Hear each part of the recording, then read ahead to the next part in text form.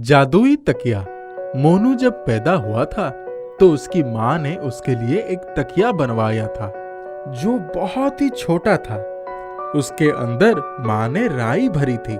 मोनू को अपना वो तकिया बहुत पसंद था। उसने अपनी माँ से कहा, माँ, मुझे वो छोटा तकिया निकाल दो, मैं अब वही तकिया लूंगा। मोनू, लेकिन वो तकिया तो बहुत छोटा है।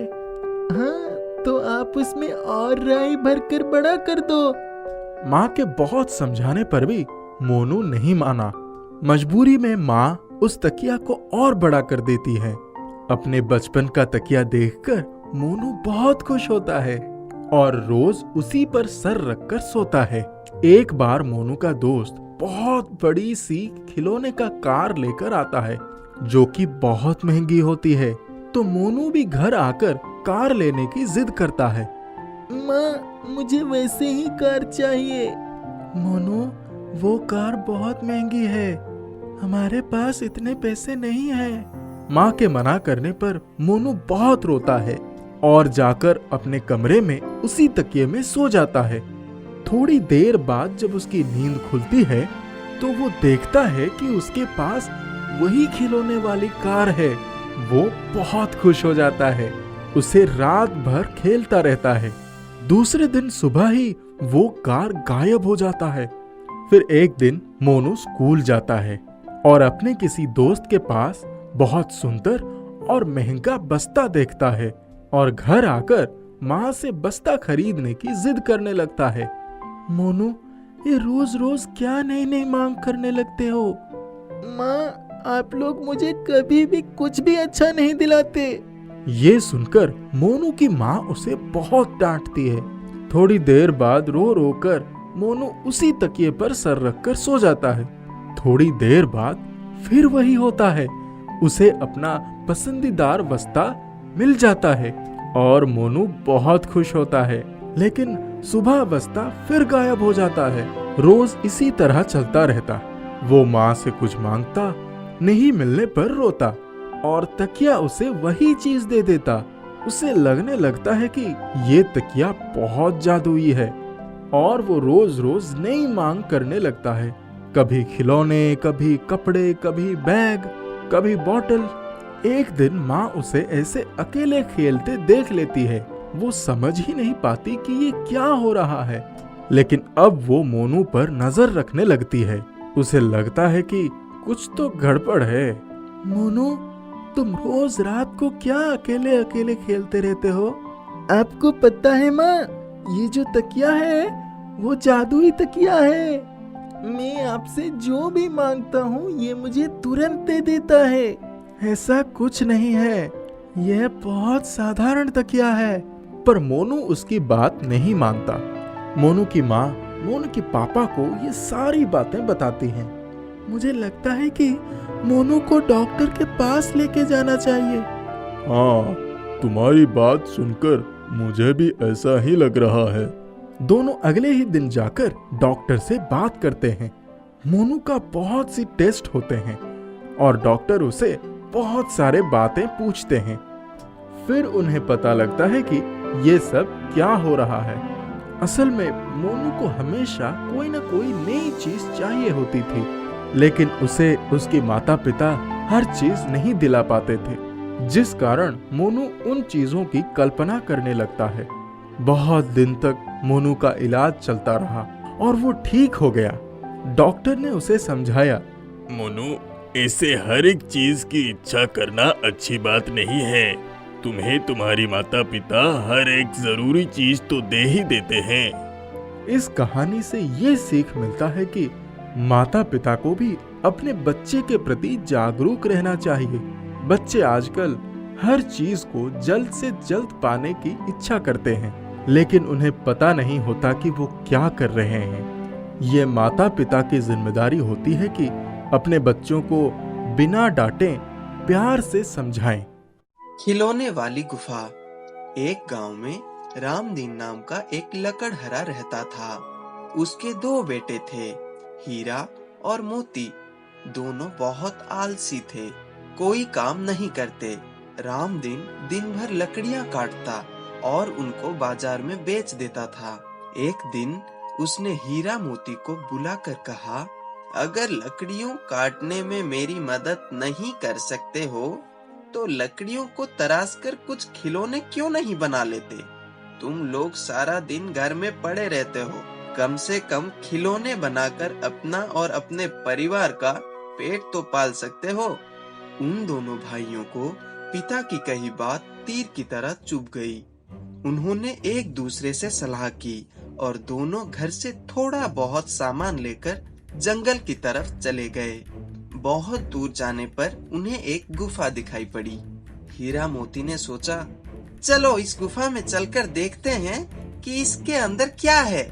उसी में आराम से बैठे रहेंगे, हमें कोई रोकने टोकने वाला नहीं होगा।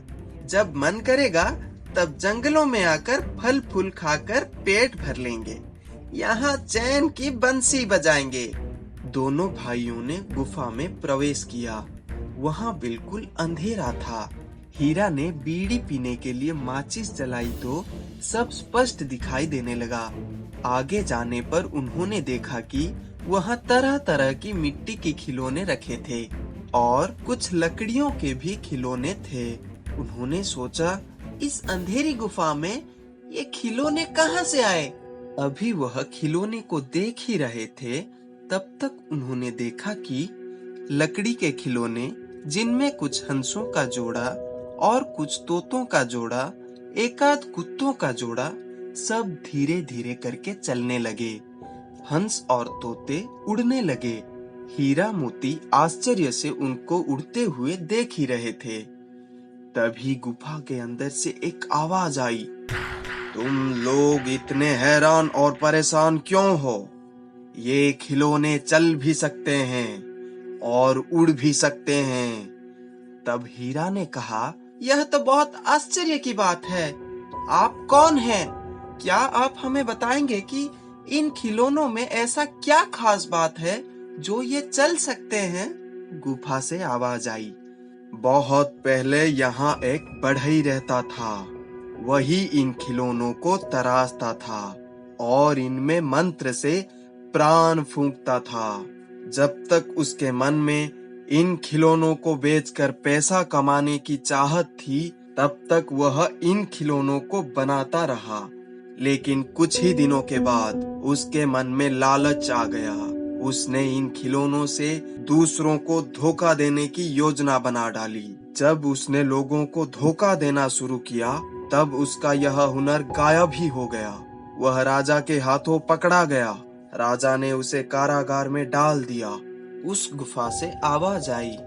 उसने कहा, पहले बढ़ई ने सोचा था कि वह खिलौनों को बाजार में अच्छे दामों में बेचेगा, लेकिन उसके मन में लालच आ गया और उसने खिलौनों में जान डालकर उनको आदेश देना शुरू कर दिया। एक बार उसने एक खिलौने वाले कौवे के जोड़ों से कहा, तुम राजा के खजाने में से हीरे, मोती और जवाहरात अपने पंखों पर लपेटकर ले आओ। कौवा ने भी वैसा ही किया। वे राजा के खजाने के आसपास मंडराते रहे और जैसे ही खजाना खुला, वे उसमें जाकर उन हीरे मोतियों पर लौटने लगे और अपने पंखों में, अपनी चांच में बहुत सारे हीरे मोती लाकर बढ़ई के पास आ गए। हीरे जवाहरात देखकर बढ़ई पागलों की तरह हंसने लगा और कुछ दिनों में वह बहुत अमीर हो गया। राजा को जब उसकी चालाकी का पता चला, तभी उन्होंने उसे दंड दिया। हीरा ने कहा, हमें ऐसा कोई लालच नहीं है। हम तो बस इन खिलौनों को बाजार में अच्छे दामों में बेचेंगे और अपना और अपने परिवार का जीवन यापन करेंगे। गुफा से आवाज आई, अगर तुम मुझे यह वचन दो कि तुम्हारे मन में कभी लालच नहीं आएगा, तब मैं तुम दोनों को यह तरकीब बताऊंगा, जरूर बताऊंगा, क्योंकि मैं चाहता हूँ कि इस तरकीब का दूसरे लोगों को भी फायदा हो। अच्छा, मेरी बात ध्यान से सुनो। तुम दोनों बाहर से बहुत सारी लकड़ियां और मिट्टी लेकर आओ। हीरा और मोती दोनों खुशी खुशी बाहर से जंगलों से मिट्टी और लकड़ियां लेकर आए। जैसे जैसे गुफा वाली आवाज उनको निर्देश देती रही, वे खिलौने बनाते रहे। कुछ ही घंटों में वहां बहुत सारे खिलौने तैयार हो गए। सबसे पहले उन्होंने एक लालटेन बनाई। गुफा ने उनको लालटेन को जलाने की विधि बताई, जिससे उनकी गुफा में चारों तरफ उजाला हो गया। उसी लालटेन के उजाले में वे दिन रात अपना काम करते रहते। जब सुबह होती तब वे दोनों बाजार में जाकर उन सुंदर सुंदर खिलौनों को अच्छे दामों पर बेच देते। एक दिन हीरा ने कहा, चलो आज हम भी इनमें प्राण फूंक कर देखते हैं, क्या ये खिलौने हमारी बात मानते हैं। उन्होंने एक खटोला बनाया और उसमें प्राण फूंक दिए। उस खटोले पर बैठ गए और उसे आदेश दिया कि पूरे नगर की सैर कराओ। उड़न खटोला आदेश पाते ही उड़ चला। हीरा मोती को बहुत आनंद आया। जब वे राजमहल के ऊपर पहुँचे तब उनकी नजर दो राजकुमारियों पर पड़ी।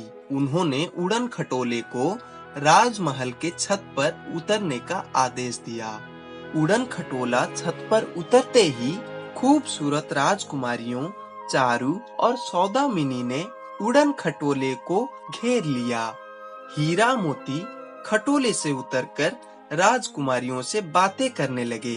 अब तो जब भी वे खिलौने बनाते बनाते थक जाते, शाम होते ही खटोले पर बैठकर राजकुमारियों के पास चले जाते। एक दिन राजकुमारी चारू ने कहा, तुम दोनों को राजमहल में राजा यानी हमारे पिता के सामने प्रस्तुत होना होगा। वे दोनों डर गए, लेकिन हिम्मत करके राजा के सामने पहुंच गए। राजा ने उन दोनों का स्वागत किया और बोले, मेरी बेटियों ने तुम दोनों को पसंद किया है, क्या तुम चारू और सौदामिनी से विवाह करोगे। हीरा ने कहा, हम तो बहुत ही साधारण लकड़हरे हैं। राजा ने कहा, हमें ऐसे ही सच्चे व्यक्तियों की तलाश थी जो अपने बारे में कुछ न छुपाएं। तब मोती ने कहा, हमें अपने पिताजी से भी आज्ञा लेनी होगी, आप हमें एक हफ्ते का समय दीजिए। वापस आकर उन्होंने 2 हंसों में प्राण फूंके और उनको आदेश दिया कि हमारे घर जाकर हमारे पिता से कहना कि हम बहुत खुश हैं। उनको हमारे यहाँ रहने का मकसद भी बताना और कहना हम बहुत जल्द ही आएंगे। वे दोनों हंस उड़कर उनके घर पहुँच गए। उन्होंने देखा कि उनके पिता लकड़ियाँ काट रहे थे। उनका पूरा शरीर पसीने से भीगा हुआ था। दोनों हंस उनके सामने जाकर बैठ गए और बोले, हीरा मोती ने कहा है कि वे जहाँ कहीं भी हैं बहुत खुश हैं। आप उनकी चिंता ना करें, बहुत जल्द आपके पास आएंगे। रामदीन ने जैसे ही हंसों की आवाज सुनी, उसकी आंखों नम हो गई। उसने कहा, क्या तुम मुझे मेरे बेटों के पास ले चलोगे। लेकिन इतना सुनते ही हंस वहाँ से उड़ गए। जब वे दोनों गुफा के अंदर आए तो हीरा मोती उनकी तरफ दौड़ते हुए आए और उन्होंने पूछा, क्या हमारे पिताजी ने कोई संदेश दिया है। तब हंसों ने कहा, वह तुमको ढूंढने के लिए यहाँ आना चाहते थे, लेकिन हम लोगों ने उनको यहाँ का पता नहीं बताया। हीरा मोती अपने पिता की याद में उदास हो गए। उन्होंने जोर से आवाज लगाई और गुफा से बोले, अब हम अपने घर जाना चाहते हैं। राजा अपनी बेटियों से हमारा विवाह करना चाहते हैं। गुफा में से आवाज आई, तुम अपने घर जाना चाहते हो तो जरूर जाओ, लेकिन तुम्हारा यह प्राण फूंकने वाला मंत्र इसी गुफा में ही काम देगा। तुम यहाँ से बाहर जाकर इस हुनर का उपयोग नहीं कर सकते। हीरा ने कहा, आप हमें यह बताइए कि हम खिलौने को बना सकते हैं ना। गुफा से आवाज आई, हाँ खिलौने बना सकते हो, लेकिन उनमें जान नहीं डाल सकते। अगर तुम्हें जान डालना है तो उसके लिए तुम्हें यहीं आना पड़ेगा। हीरा मोती ने कहा, हम आपकी बात हमेशा याद रखेंगे। क्योंकि हमारे पिता अकेले हैं, इसलिए हमें वहाँ जाना बहुत जरूरी है। यह कहकर वे दोनों अपनी कमाई हुई धन राशि लेकर अपने घर की तरफ चल पड़े। हीरा मोती घर पहुँच गए। रामदीन ने जैसे ही उन दोनों को देखा बहुत ही खुश हुआ। उसने कहा, मैं तो तुम्हारे पास आने वाला था, लेकिन तुमने जो दूत भेजे थे उन्होंने हमें तुम्हारा पता नहीं बताया। हीरा ने कहा, पिताजी, अब हम आ गए हैं, अब हम यहाँ से कहीं नहीं जाएंगे। हमें अब मिट्टी के खिलौने और लकड़ी के खिलौने बनाने का तरकीब मिल गई है। अब हम अपना काम अच्छे से संभाल लेंगे। आपको काम करने की कोई जरूरत नहीं है। वैसे भी राजा हमारी शादी राजकुमारियों से करना चाहते हैं। रामदीन ने दोनों बेटों को गले से लगा लिया। हीरा की शादी राजकुमारी चारू और मोती की शादी सौदामिनी से हो गई। राजा ने दोनों को अलग अलग महल दे दिया था। पूरा परिवार खुशी खुशी महलों में रहने लगा। हीरा मोती ने खिलौने बनाना नहीं छोड़ा।